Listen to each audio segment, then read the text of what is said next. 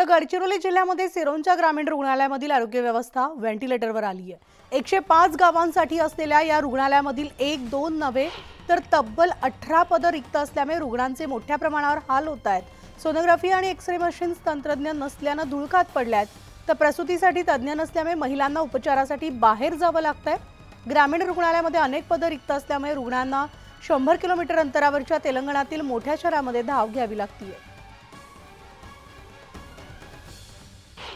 वैद्यकीय अधिकारी यांचे 3 पदे रिक्त आहेत। सहायक अधीक्षक यांची 1 पद रिक्त आहे।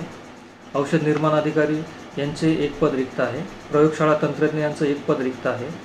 क्षकिरण तंत्रज्ञ यांचं 1 पद रिक्त आहे। अधिपरिचारिका यांचे 7 मंजूर पदापैकी 3 पदे रिक्त आहेत। कक्षसेवक यांचे 4 मंजूर पदापैकी 2 पदे रिक्त आहेत। सफाईगार यांचे 2 मंजूर पदापैकी 1 पद रिक्त आहे व शिपाई व प्रयोगशाळा तंत्रज्ञ यांचे प्रत्येकी 1 पद रिक्त आहे। तसेच राष्ट्रीय आरोग्य अभियान अंतर्गत एकूण 40 पदे मंजूर आहेत, त्यापैकी 30 भरलेली आहेत।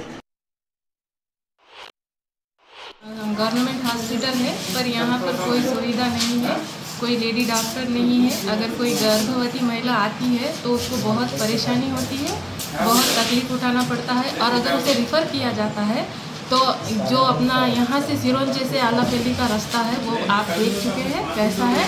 वहाँ तक जाने तक उस महिला का क्या हालत होती है आप खुद जानते हैं, क्योंकि आप लोग सफ़र करते हैं। तो हमको नहीं क्या यहाँ सिरोंचे में एक अच्छी लेडी डॉक्टर चाहिए।